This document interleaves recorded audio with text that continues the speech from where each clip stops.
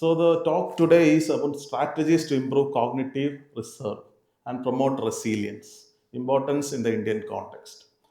So cognitive reserve is a term. We all know that reserve is something when our real finances or real resources gets exhausted, we attempt to look on resources or reserves. അതായത് നമ്മുടെ വണ്ടി suppose reserve എന്ന് കേൾക്കുമ്പോൾ എപ്പം നമ്മൾ ഓർക്കുന്നത് നമ്മുടെ വണ്ടി റിസർവിലാണെന്ന് മനസ്സിലാവുന്നു. പെട്രോൾ തീർന്നു പോയി, പക്ഷെ റിസർവ് കുറച്ച് പെട്രോൾ ഉണ്ട് അല്ലെങ്കിൽ കുറച്ച് ഇന്ധനമുണ്ട്, അതാണ് നമ്മൾ റിസർവ് എന്ന് ഓർക്കുന്നത്. അതുപോലെ തന്നെയാണ് ബ്രെയിനിലും കുറച്ച് റിസർവ്സ് ഉണ്ട്. ആ റിസർവിനെ എങ്ങനെയാണ് നമ്മൾ അതിനെ പ്രൊമോട്ട് ചെയ്യുന്നത്? അതായത് നമുക്ക് പ്രായം ചെല്ലുമ്പോൾ എല്ലാവർക്കും പ്രായമാകും. അടുത്ത 46 വർഷത്തിന് ശേഷം ആരൊക്കെ ഇവിടെ ഉണ്ടെന്ന് നമുക്ക് ഉറപ്പില്ല. പക്ഷേ നമ്മുടെ പ്രായമാവുമ്പോൾ we have to age with grace. അപ്പോൾ ആ ഒരു സാഹചര്യത്തിൽ ഓർമ്മ കുറവാണെങ്കിലും അതൊരു മേധാക്ഷയം അല്ലെങ്കിൽ ഡിമെൻഷ്യയിലേക്ക് എത്തപ്പെടാതിരിക്കാൻ നമ്മുടെ ബോഡിക്ക് ചില കോമ്പൻസേറ്ററി പവേഴ്സ് ഉണ്ട്. അതിനെയാണ് റിസർവ് എന്ന് പറയുന്നത്. റെസീലിയൻസ് എന്ന വാക്ക് എല്ലാവർക്കും സുപരിചിതമാണ്. റെസീലിയൻസ് മീൻസ് അതിജീവനം. നമ്മുടെ പ്രളയത്തിലൂടെയൊക്കെ പോയപ്പോൾ ആൾക്കാർ അതെല്ലാം അതിജീവിച്ചു. Okay, the came out of it. So that is what resilience means. അപ്പോൾ സയൻസിൽ, ബയോളജിയിൽ നമ്മുടെ ബോഡിക്ക് അതിജീവിക്കാൻ ചില കഴിവുകളുണ്ട്. അതും കൂടെയാണ് എൻ്റെ റിസർച്ചിൻ്റെ ഭാഗമായിട്ട് നിങ്ങളോടൊപ്പം ഷെയർ ചെയ്യാൻ ആഗ്രഹിക്കുന്നത്. അപ്പോൾ ഡിമെൻഷ്യ എന്ന വാക്ക് നിങ്ങൾക്ക് എല്ലാവർക്കും അറിയാം. പണ്ടൊക്കെ ഇതിന് ഓർമ്മക്കുറവ് എന്നാണ് പറഞ്ഞിരിക്കുന്നത്. So dementia is a condition that affects the brain, causing a gradual decline in memory, thinking, and the ability to carry out everyday activities. So there is an issue with memory, there's an issue with thinking, and the ability to carry out everyday activities. So that is called dementia. So എന്താ dementia? മലയാളത്തിൽ പറയുകയാണെങ്കിൽ മേധാക്ഷയം എന്ന് പറയും. Okay, ഓർമ്മക്കുറവെന്ന് പറഞ്ഞ് അതിനെ തള്ളിക്കളയാതെ നമ്മൾ നോക്കുക, ഒരു വ്യക്തിയുടെ ശാരീരിക മാനസിക പ്രവർത്തനങ്ങളെ നിയന്ത്രിക്കുന്ന അവയവമാണ് തലച്ചോറ്. ഓക്കെ, അത് ആ രോഗബാധിതമാകുമ്പോൾ അതിൻ്റെ പ്രവർത്തനം കുറയും. അപ്പോൾ അവർക്ക് ഈ ദൈനംദിന പ്രവർത്തികൾ, തൊഴിൽപരമായ സാമൂഹികമായ കാര്യങ്ങളൊക്കെ നടത്താൻ ബുദ്ധിമുട്ട് വരും. അതിനെയാണ് ഡിമെൻഷ്യ എന്ന് പറയുന്നത്. വളരെ സിമ്പിൾ ടേംസിൽ ഞാൻ പറയാൻ ആഗ്രഹിക്കുന്നത്. So what happens to the brain? So if you actually see a normal brain ഇങ്ങനെയിരിക്കും. Okay, or normal brain for a human, നമ്മുടെ തലച്ചോറ് നോക്കുകയാണെങ്കിൽ ഒരു ആവറേജ് വെയിറ്റ് എന്ന് പറയുന്നത് 1.4 kilograms ആണ്. When it becomes dementia, when there is cell death, the brain shrinks. So Alzheimer's dementia is the neurons, and the neuron is the most important cell because that is where the action potential and all are there. As science students you would know. So this is the most important. It's a normal state, it's a normal silver state. But when in dementia, what happens? The shape of the neuron changes, and there is what is known as neurofibrillary tangles, which are intracellular, and you can see this blackish plaques around. These are the A beta plaques. So this is known as the neuritic plaques, and this one is known as the neurofibrillary tangles, and the neuron is dead. So this is the brain. How does it look during dementia? So exactly, I was repeating that these are healthy neurons. Healthy neurons are important cells. Apart from the glial cells, there are different types of glial cells. Now in dementia, what happens? Because the cells die, there is actually a shrinkage of the brain. So the brain actually becomes smaller, the fluid inside the brain increases, and then we have a lot of neurofibrillary tangles inside the cell and plaques outside the cell. Okay, so many of you would have seen these pictures. Okay, these are MRI scans, and you see in a younger person how intact the brain is.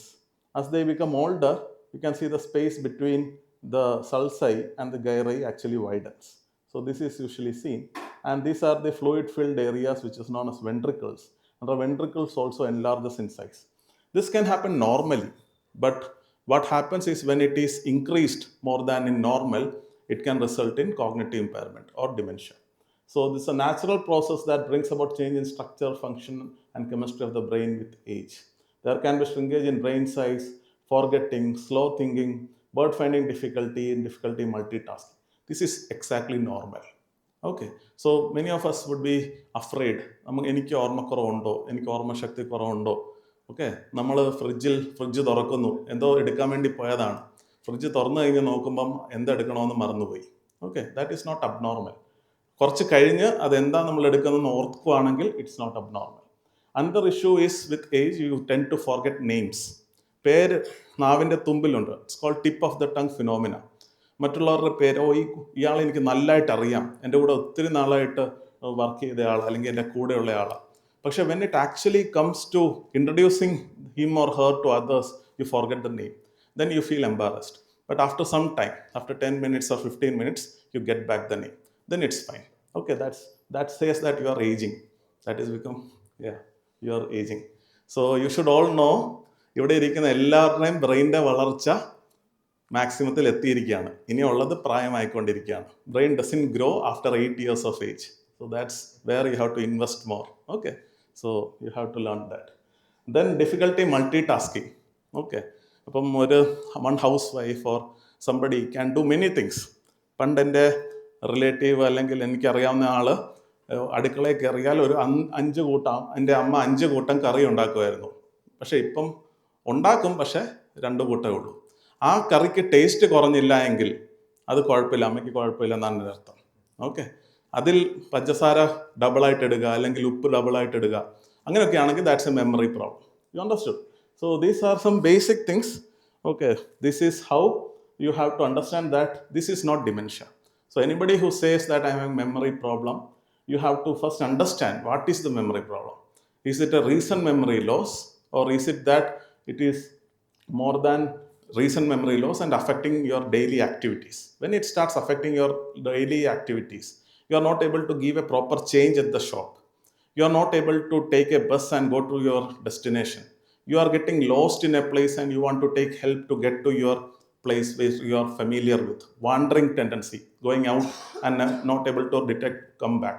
Difficulty in dressing, difficulty in bathing, difficulty in brushing teeth, basic activities, hygiene. That would be dementia. Okay, so that's just to give an insight into it. Okay, so what is the global prevalence? So in India, especially in Kerala, we didn't have the 2021 census because of COVID. But 2011 census says that maximum number of people, elderly, the percentage is more in Kerala. More than 11.2% of people in Kerala are more than 60 years of age. So they are at a higher risk. So global lifespan will continue to increase. The number of people affected by dementia also will rise. And it is told that every 3 seconds, someone in the world is diagnosed with dementia. So just imagine, from the time we have started this program, how many people would have got dementia. So that is the sad part. Now if you look at low and middle income countries, that is where it is more increasing. So this red indicates the low and middle income countries, and this indicates the upper middle income countries. So low and middle income countries, because of inequities of care and people not able to identify dementia, many time people, what is known as ageism. Okay, so പ്രായമായവരെ അവഗണിക്കുക എന്നുള്ള ഒരു ഇഷ്യൂവിനെയാണ് ageism എന്ന് പറയുന്നത്. It's very much real. Consciously or unconsciously we all do that. Previously, if you are in a bus and a senior citizen comes, you get up and give same seat. I don't think that happens now, if you actually see. So that is something you have to know. So ageism. Now, ഏതെങ്കിലും ഒരു കോഴ്സിന് ചേരുവാണെങ്കിൽ, അല്ലെങ്കിൽ PSC പോലും ഒരു ജോലി എടുക്കണമെങ്കിൽ 40 വയസ്സ് വേണം, അല്ലെങ്കിൽ 40 വയസ്സിനുള്ളിൽ വേണം. Okay. Nowhere in the world it is like that. All developed countries, anybody can become doctor at their 60s. Anybody can do PhD at their 70s. Anybody can do their MSc at their 80s. So it's not impossible. So that's where ageism comes in. And when that happens, the facilities or the kind of support system you have to give to elderly reduces. And that's where low and middle income countries, dementia is often under-recognized. Also misdiagnosed. Many people will tell, no, he is having psychiatric problem. ഇതൊരു മാനസികമായ ബുദ്ധിമുട്ടാണ്, ഇത് തലച്ചോറിൻ്റെ issue ആണെന്നൊക്കെ പറയുന്നത് ശരി. പക്ഷേ doctor, എൻ്റെ അമ്മ എന്നെ ചീത്ത വിളിക്കുന്നു, എൻ്റെ ഗ്രാൻഡ് ഫാദർ എന്നോട് വഴക്കിടുന്നു, അദ്ദേഹം എല്ലായിടത്തും പോകുമ്പോൾ തുപ്പിയൊക്കെയാണ് നടക്കുന്നത്. ഇതൊക്കെയാണ് common complaints. So behavioural issues, അല്ലെങ്കിൽ അപമര്യാദയായിട്ട് പെരുമാറുന്നു, സെക്ഷൽ ടോൺസോട് സംസാരിക്കുന്നു. They don't realize that it is actually underlying brain pathology. So that is where you have to sensitize us young students, as young researchers, as people who may be potential caregivers and potential researchers also, you should be able to sensitize. So if you actually see, this is how a normal person will age. A normal person can age better than normal. You can see many people who are very old. Most of the politicians are successful super agers. They have very good intelligence. They are able to communicate very well. they can make things very strong, they can be administratively good. So they are known as super agers. Super agers are people who are in their 80s but have their cognitive capacities as somebody who is 20 years younger to them. So if that is somebody who is their 80s but has a capacity of a 60-year-old. So that's called super aging. And it is found that super aging is a very interesting phenomenon. Actually, in our for Brain Research, we are particularly interested in super aging. So that's something very interesting. You would have seen people who at their 70s or 80s in newspapers, they are still running, they are able to solve complex mathematics, and they are very active. Now, this what happens in normal aging. As normal aging, maybe after your retirement or after you are not active, you become your. I have told you all the memory problems which happens in normal aging: decreased ability to multitask, decreased ability to do many things together, decreased ability to get the names, all that. That happens. This is known as age-associated memory impairment. Now it is slightly more than that, then it is called mild cognitive impairment. So mild cognitive impairment people are at higher risk for developing dementia. It is a stage between normal aging and dementia. So this is another area of research, because when you can intervene in here, you can treat this place, this part, then actually they can revert back to normal aging. So that's why a lot of interest is there. And once it's dementia, it's very difficult to treat. You give medications, but that's only for symptomatic relief. So this is how you have to, this is the kind of trajectory of aging. Now, in India, the situation is not that great. India is a young country. By young country, I mean that 65% of our population is less than 35 years of age. But this will change in next 20 years. So in next 20 years, we are looking at something known as Vikasit Bharat 2047. That is 100 years from the time of independence. We are supposed to be a $10 trillion economy. That is the plan.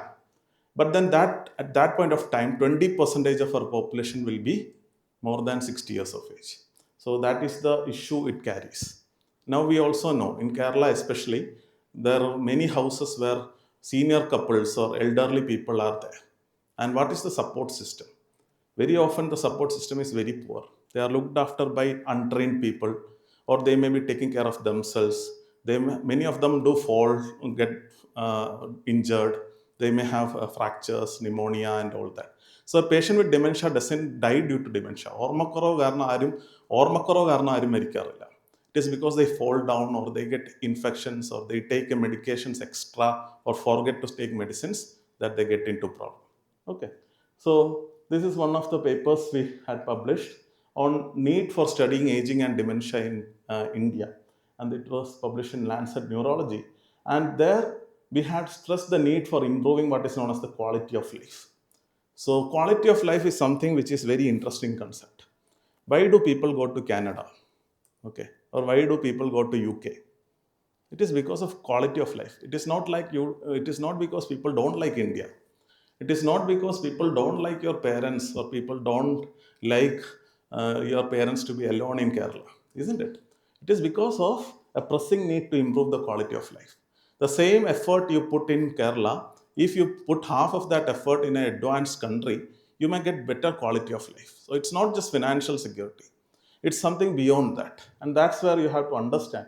If we are able to improve the quality of care here, by quality of life, I also mean quality of health care, we can actually help in reducing brain drain significantly. And that's what exactly is happening in dementia. I had seen one patient. So this patient was brought by the daughter. Daughter is a nurse in Kuwait. Okay, and this daughter, she is a nurse and she is working in a dementia clinic in Kuwait. Okay, so she is taking care of her patients in Kuwait who are having dementia. But because of that job, she cannot take care of her mother who is having dementia in Kerala. Isn't it? It's an oxymoron. So the same lady who is trained to actually take care of dementia patients cannot take care of her own mother. Okay, it's because of the situation. So you have to, when you try to understand dementia, ഓർമ്മക്കുറവ് എന്ന് പറയുന്നത് ആ രോഗിക്ക് മാത്രമുള്ള പ്രശ്നമല്ല. It's A problem of the care giver also. Okay, it's a problem of the society also. It's not just the caregiver. What's the support that caregiver is getting? Okay, so these are all important aspects, and I'm sure at least all of us know at least one person with dementia or Parkinson's disease or any other neurological problem because of which they are at home. Okay, so what is the reason for this kind of a dementia increase or in prevalence in our country?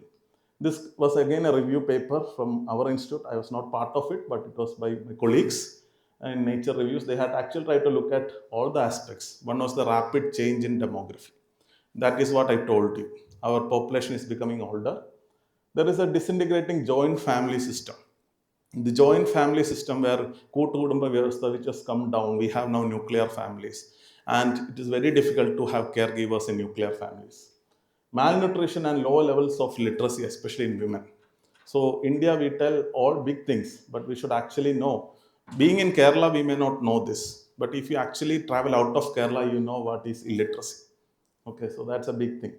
And rural majority with rapid urbanization. People, even in Kerala, tend to migrate to Cochin or Trivandrum. Okay, so that's a general thing. So, what happens to the other places where people are supposed to be staying? Then multilingual, so some protective things are there which also I'll discuss. That is multilingualism, music, and all that. Genetic diversity, socio-economic and cultural diversity, and increased burden of cardiovascular disease. Many of the people will have diabetes, hypertension, cholesterol issues, and all. So that can also contribute to dementia.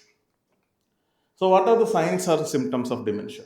You can have memory loss, confusion, difficulty in solving problems, judgment issues, issues in balance. You can get lost, behavioral changes, problems with language, social isolation, and misplacing of objects. These are the common symptoms. So, dementia, this is the important aspect. It's not just memory loss, it's beyond that. It can be behavioral problem, it can be misplacing of objects, it can be a simple judgment issue. Okay, and sometimes you would have seen people becoming very silent. Till 60, 70, they'll be very talkative, they'll be very social. Suddenly, they become very aloof, withdrawn, not talking. So, these people are also at a higher risk for, or this may be first symptom of dementia. So, Alzheimer's dementia is the most common cause of dementia. This is followed by vascular dementia, mixed dementia, Lewy body, frontotemporal, Parkinson's, and others. Okay. So, Lancet Commissions in 2024, this was just last year, July, they brought out this concept that dementia can be prevented. Okay, so that is the most important and attractive part about it. You can actually prevent about 50 percentage. Here they have told 45 percentage of the dementia by actually preventing what is known as modifying the risk factors. So the risk factors they have classified into early life, midlife, and late life. There are 14 modifiable risk factors. If we modify them, we can delay or prevent 45 percentage of cases with dementia. So that's very important. And there's a longitudinal study, aging study in India, LASI. It shows that the prevalence of dementia is 7.4 percentage. That means out of 100 of people here, suppose we are 100 people, 7 to 8 people will definitely develop dementia. So that is the risk we carry. Okay, so some of the risk factors, I will not go detailed into slides, but if there are any questions, please do let me know. One is poor education. So if you have poor education, it will cause low cognitive reserve. So more educated you are, it will be better to prevent dementia. So that is one of the early life risk factors. Now there are also vascular risk factors, which is hypertension, obesity, diabetes, dyslipidemia, that is high LDL cholesterol levels. In Kerala, hypercholesterolemia is very high as per ICMR. So this is also associated with vitamin D deficiency. So all this can actually lead to dementias. Smoking is another big villain. Excessive alcohol consumption, we know that these both are common in Kerala, and it is very much predisposing you to develop dementia. Another risk factors are hearing loss. So what happens in elderly is usually all of us, many of us wear spectacles. Even I am wearing a spectacles. But if somebody tells you you are having hearing problem, will you be open to wear a hearing aid? No. So actually hearing aid also does the same function as the spectacles, but people tend not wear, do not wear this. So hearing loss is actually one of the important risk factors for developing dementia. It causes almost 8% risk and 5 times more likely to develop dementia. Depression, old age depression. After 50 years of age, if you are depressed, you are at a higher chance for developing dementia. Traumatic brain injury. Okay, previously when I was young, nobody used to wear helmets. Later, government brought in the legislation. എല്ലാവർക്കും petty അടിക്കുന്നുള്ള പേടി കാരണം എല്ലാവരും ഇപ്പോൾ helmet ഒക്കെ ഇടുന്നതാണ്. Okay, but traumatic brain injury is quite important. It can cause almost 2 to 4 times increased risk for dementia. Physical inactivity, that's also one of the important risk factors. Social isolation, I already told. Air pollution, which is also very important. Uncorrected vision loss, that is something again which can actually lead to dementia. So these are some of the risk factors for dementia. Okay, I have told you about the different 14 risk factors which can actually cause dementia. But in the Indian context, in the low and middle income country context, do we have some protective factors? Something which can improve our cognitive reserve? And there are. For example, multilingualism. People sitting in this hall can speak English, Malayalam. Some of you can understand Tamil, speak in Tamil or speak in Hindi also. So more languages you know, it is a protective effect against having dementia. Okay, so that's very interesting. So, so I will just tell this Menon et al. Is Sanjana Menon. I think she is from SB College only. She was our intern and research assistant there. So she came from here, SB College, and she worked in our lab, and she worked on multilingualism. This was one of the publications she has got. Then we also have music. Many of us know about the effect of Carnatic music. And Carnatic music, we have looked into people who practice music. And we have understood that they have better gray matter volumes. So that is a good indication. Some things like music. Okay. Another important thing is spirituality. We'll tell what is the role of spirituality. Spirituality has many positive effects. One is that it increases the level of oxytocin. Second thing, it also has multilingualism into it. You pray in English, you have different types of masses, you involves music, and it involves social connectedness.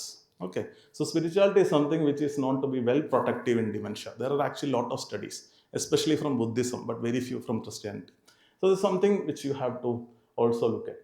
Social connectedness, being talked in connection with others. I'm here, I'm talking to all of you. Okay, I'm also talking individually to you. And as a family member, you will be daughter to somebody or son to somebody, you will be father to somebody, you will be brother to somebody. That social roles also tend to have a big aspect. That's why in joint families, people are at a lesser risk for developing dementia. So social connectedness is also very protective. So how can we prevent dementia?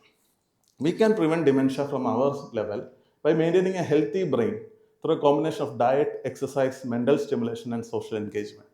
All that I was telling. So you have to have good exercise, mental stimulation, and social engagement. Also, a nutritious diet, very important. People are telling coconut oil is very good. So there are latest research which suggests that actually in US there are trials on coconut oil, and it is claimed that facts are it's not conclusive that it can reduce the beta plaque aggregation. So that's something which is there, and also regular physical exercise. Definite evidence is there. Keeping your brain active through learning new skills, reading, puzzles, and other cognitive activities. എപ്പോഴും ക്രോസ്വേർഡ്സ് puzzles sudoku ഇതൊക്കെ വളരെ important ആയിട്ടാണ് പറയപ്പെടുന്നത്. Social engagement, regular social interaction can improve your mood. So that something very important. And managing cardiovascular health. Actually, Kerala is the diabetes capital of India, and India is the diabetes capital of the world. So you have to actually, there are 20, almost it is told that out of 140 crore people in India, 20 crores have diabetes, and about 40 crores are pre-diabetes. Okay, so that's where you have to attack, you have to control this. Blood pressure and cholesterol, definitely, if you control that, it is very important, especially to prevent dementia. So I've told you about protective factors. I think after this talk, you should be more interested to actually learn newer languages, acquire newer skills, talk to your friends, don't be isolated. Because when you talk to them, you won't get depressed. That's something which is happening now. Now everybody talks to others through social media. Okay, your friend will be just sitting next to you, but you will be sending a WhatsApp hi, isn't it? So that is not bad, but you have to talk to them first. then you send a message. Okay, so promoting cognitive resilience, so that cognition, the പ്രശ്നങ്ങളെ അതിജീവിക്കുന്ന എങ്ങനെയാണ്? It's the ability to resist pathology and preserve cognitive function related to others of the same age group. For example, I am here, there is another person here. I am having dementia, the other person doesn't have dementia. Now, both of us get our MRI done. After MRI, both of us get our brain taken out, pathology and biopsy done. Okay, one biopsy and histopathology is also done. Both of us have the same level of plaques. Both of us have the same levels of pathology for dementia, but the other person is not having dementia. I am having dementia. That means he is having what is known as cognitive reserve and resilience. So that's where you have to understand what differentiates me with him. Okay, so our work is mostly on that. The factors boosting cognitive resilience will be analyzed in future studies of elderly population of our cohorts. So how do we do that? We have, I will tell you that we have cohort studies. അതായത് 45 വയസ്സിന് മുകളിലുള്ള ഏകദേശം 1000 പേര് in Bangalore we have, and then in a place, rural place known as Srinivaspura, we have about 10,000 people, and we follow them up every year so that we see how their brain ages. And additionally, following up adults with successful aging can help with understanding cognition, physical function, or absence of comorbidities, could help us understanding how to improve cognitive resilience. Okay, so these are the two cohort studies I was talking to you about. So I am part of the Tata Longitudinal Study of Aging, which is funded by the Tata Trust. That's why it's known as the Tata TLSA. And you can just Google, you can see this. Then we have another thing known as SANSCOP, which is Srinivaspura Aging, Neuroscience and Cognition Study. So I'm the PI for this study and the co-primary investigator for this study. This is about 100 kilometers away from Bangalore. So what we have is two populations. One population, we have 1,000 individuals. So Bangalore is a place, it's like a mini Dubai, you can tell. Many people from different parts of the world are there. And Sanskog is a rural village wherein you have about 10,000 individuals who are staying there for generations. The good thing about Srinivaspura is a place which is world famous for mangoes. So their cultivation of mangoes happens. None of the mango comes to India. Okay, all the mangoes are exported. There are 63 species of mangoes in Srinivaspura alone, and all of them are exported and goes as pulp to US. Okay, we won't get anything, so don't worry. So TLSA is the urban cohort. So these people, because the mango farming is very lucrative business, they are getting lot of money out of it. They are staying there for generations and they don't migrate to Bangalore. Okay, so we have a place which is having agricultural community but lower literacy. The average age they have studied is 4 standard, and lesser migration. They speak one or two languages, less genetic heterogeneity. Okay, whereas we have in Bangalore, urban Bangalore, people who are tertiary occupation, all are retired professors of IAC or retired faculty from different colleges, higher literacy, more migration, more multilinguals, more genetic heterogeneity. So we can actually compare these two groups and see what are the different factors which contribute to successful aging or not. So this is how we do that, and we collect the data and then we do analysis and we follow them up every year. These are some of our publications which shows the different kind of features of these cohorts. Yeah. So I just want to tell you that dementia initiatives in India are also there. Kerala state is one of the first states in the country which actually started a dementia initiative I think about 4 years back. So that is a very important aspect. And then we have what is known as Dementia India Alliance, support groups, Dementia India Alliance, DEM Clinic, ARDSI. So ARDSI has a chapter in Kottayam also. National Program for Healthcare of Elderly. There are memory clinics in various hospitals and organizations. So India is not far behind, but we have to do. Now, what do this picture? Have you heard about the nun study? I see many sisters here, so this is also very relevant. Okay, so nun study actually started in about late 1970s in New York, in US. First in Minnesota, then in Oregon, then back to Minnesota. So this is a group of about 678 sisters who are from different parts of the world but belong to one congregation. And they had dedicated their lives to God, and they also told that you can do scientific studies on us. So the scientists started looking at their cognitive assessments, started looking at their brain scans, and when many of them died, they also donated their brains. Okay, and that is known as the famous nun study. And nun study is one of the backbone studies which showed that prevention of dementia is possible. Now the sisters had a lot of interesting factors. Many of them were from different parts of Europe, so they could speak 2 or 3 languages. That is how multilingualism, understanding more than one language, is preventive in dementia, was identified. Many of the sisters, because of their disciplined lifestyle, lived more than 102 years. So that's how they understood that disciplined lifestyle with proper exercise, fasting, prayer, spirituality could actually increase your lifespan and reduce your cognitive problems. So, and then the brain biopsy also showed amyloid plaques, but they clinically did not have cognitive impairment. So, this is the famous nun study. When you're free, you can go through it. Very interesting.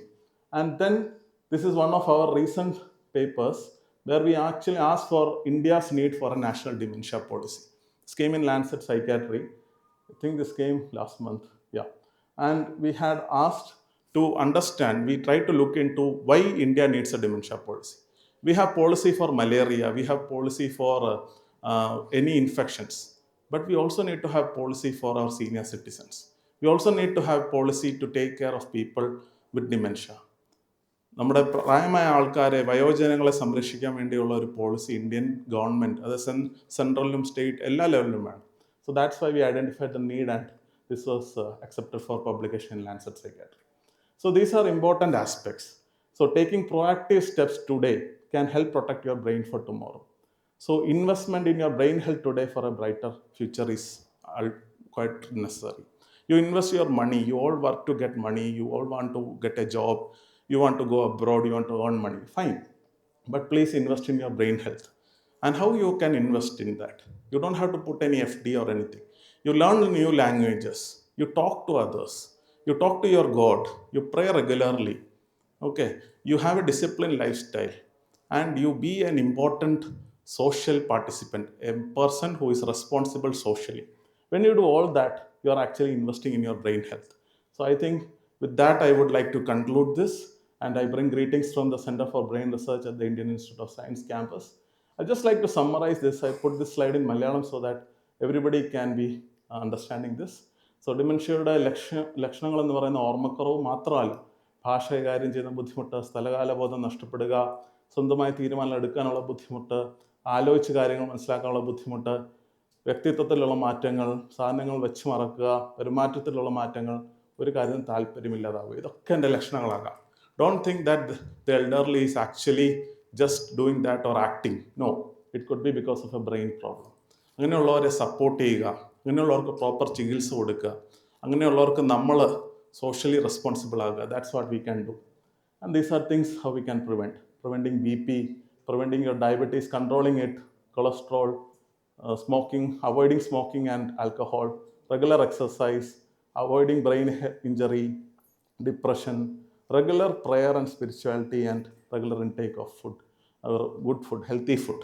Okay, and you can actually say take the support of qualified personnel. So this is something which we can do, and this can help you in long run. With this, I would just like to say that prevention is better than cure. It's nothing new. So all prevention is better than cure. And I thank you for your patient listening. Thank you.